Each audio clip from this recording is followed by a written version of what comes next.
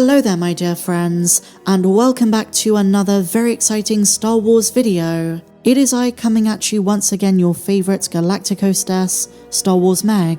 And today, we are once again returning to the Mandalorian and Grogu trailer because some new information has come out and a few keen-eyed viewers have noticed some crazy Easter eggs, which we have to talk about and I'm going to break down.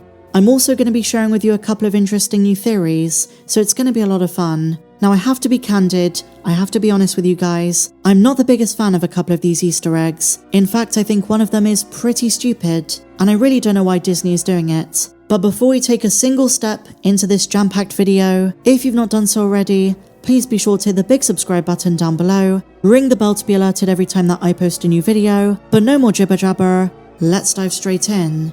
So we begin with an Easter egg that I think is really strange, because Disney is marketing something that no longer exists.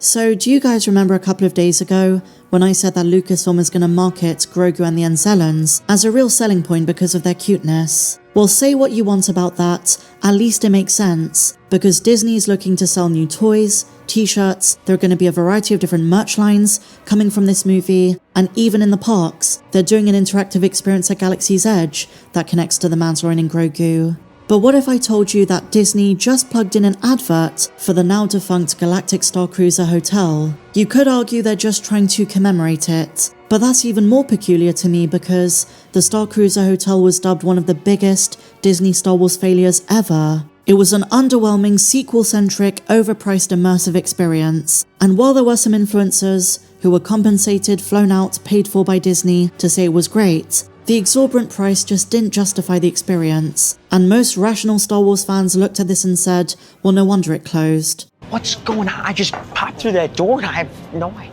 Oh. But now, in the year 2025, the Mandalorian and Grogu movie is about to remind us of the most bizarre wrinkle in recent Lucasfilm history.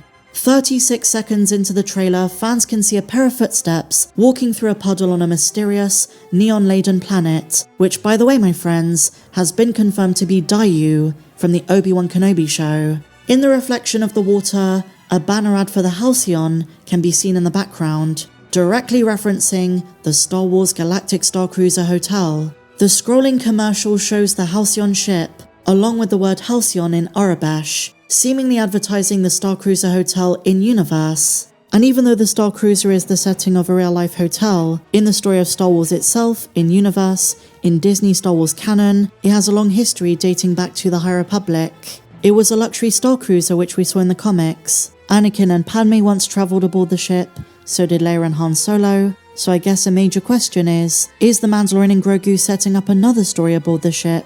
This time in live action, on screen. Not necessarily in this film, but in the Mandoverse more broadly. Would they really want to do this though, considering the real-life hotel is now closed?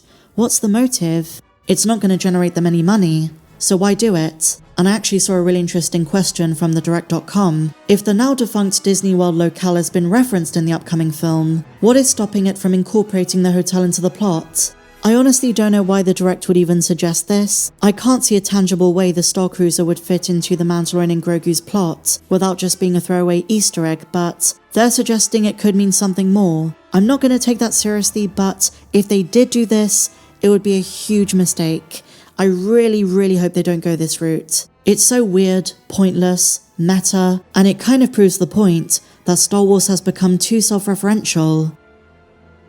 Now here's what concerns me the most about this. Forget the fact the hotel was way too expensive. Your average family that enjoys Star Wars just couldn't afford it. It was expensive even compared to other Disney hotels. But it really is the aesthetics that bother me the most. It didn't have the Star Wars vibe. It was very cheesy, and they just tried to pass it off as the so-called most immersive, impressive Star Wars experience. Even the most edited, polished commercials for it on YouTube were very cringe, and everyone was saying, why did you set this in the sequel trilogy? Couldn't they have incorporated some fan-favorite planets? Maybe the Jedi Temple on Coruscant? Maybe have an experience as a Force user where you get to decide if you want to go down a Jedi path or a Sith path? This wasn't catering to most Star Wars fans, so I hope this isn't what the Direct suggested, that this is going to be part of the story in some way. I'm hoping it's just a really weird, self-strokey Disney advert they just threw into the background. They did something similar in the Kenobi show. Do you remember the Mickey Mouse ears on Coruscant? It was in the flashback sequence where Episode 2 Anakin fights Obi-Wan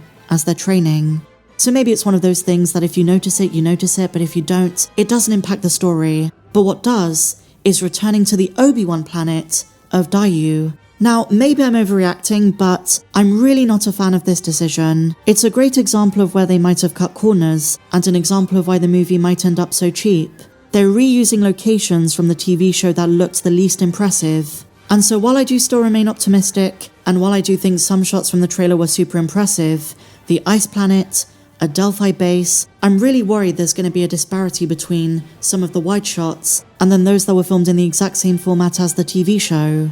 Why Daiyu? Couldn't they have gone to a new planet? I was hoping this was going to be Nar Shaddaa, considering there are Hutts in the movie, but knowing this is exactly Daiyu is kind of concerning. I said this I think just before Skeleton Crew came out. The Disney Star Wars universe feels very small, because even when they give us new locations, they're just another version of planets we know. Tatooine and Jakku, Starkiller Base and Hoth. So I'll be honest with you, I don't think this was a good idea, but not gonna write the movie off. I still think it was a good trailer, but I guess now we know this planet we've seen before. I made a joke on Twitter. Do you think we'll see an older Reva in the movie? I really don't think so. The last time we saw her, years prior to this, she defected from the Inquisitors on Tatooine. She had that emotional moment with Obi-Wan, but I have no idea what Lucasfilm has planned for her. So now moving on to our next Easter egg. There is a very interesting scene from the trailer that I didn't break down for a reason. I was saving it for this video. I wanted to spend some time thinking about this, analysing this shot, and now I've come up with a theory I think you might enjoy. It might be a tad far-fetched, it might be me overthinking things, but as a Star Wars fan you can dare to dream, so let's dive straight in. In this scene, Din Djarin is infiltrating some kind of underground vault. Now this is either a vault or a door, but if you look at the emblem on the front of it, it's the symbol of the Hutt clan, which aligns with the appearance of Rotta the Hutt, as well as the Hutt twins. Now, as we know from the rumours, one of the main missions of the movie is that Din has to capture Rotta on behalf of the New Republic, and I reckon the Hutts might be aligned with the Remnant. The fall of the Empire and the death of Jabba the Hutt left the Hutt cartel in a very strange position. There was a power vacuum, and in canon, much of this has not been explored. The Hutts are still very influential in the Outer Rim, and they still have major influence in the criminal underworld, but their dealings with the Remnant or the New Republic are not yet established. Now here's where my crazy theory comes in. Let's say the Hutts are collaborating with the Remnant. They've got a mutually beneficial relationship, there's spice involved, the underworld slave trade, profit from sporting events like gladiators, and the New Republic gets word that the Hutts are helping to fund the desperate Remnants. Because there are rumours that Johnny Coin's warlord is the financier of the Shadow Council of the Remnant, I wonder if Din Djarin is trying to intercept some funds, ones that were going to advance the Remnant's military. Regardless, in front of the vault, there are two bodyguards, robotic mechanized cyborgs that might be part of this agreement, security provided by the Imperial Remnant, and the reason I say this is the one on the right looked very familiar to me. It's definitely not the same, but it reminded me of a creature we saw in Season 3, but on a different planet. Some features of this bodyguard remind me of the spider tank droid from Mandalore. They are extremely different. The rustic, industrial, primitive, one-eyed look makes me think they might have been built by the same group. I could be way off, and I don't know if in these bodyguards there is a sentient creature inside of there, and it could just be that ILM reinvented a very similar design, and the one on Mandalore looked more like Grievous, but it was the first thing I thought of, and we still have no answers as to what the spider tank droid was. So here's what I think. The Shadow Council built these creatures to protect and mine for valuable resources in the mines of certain planets. Each creature's suit is built for different purposes. The ones in the trailer look like bodyguards, but the one from the third season looks like it was built for purpose. Adaptive survival in a hostile environment. And the Remnants might have sent it there after the Night of 1,000 Tears. Built to mine remaining Beskar, and to kill and take the blood of any Mandalorians who came back. But to this day they've never explained it. I wonder if these guys are connected. Even though their build is very different, they look like they could have been made by the same manufacturer. Very impressive robotic cyborgs nonetheless. And did you notice? Din Djarin is once again using a pulse rifle. So those are just a few Easter eggs that I wanted to point out and discuss with you guys. But what do you think? Any thoughts and theories? Share them down below. And if you enjoyed this video, my dear friends, please be sure to give me a big fat thumbs up, subscribe if you're new, and may the Force be with you, always.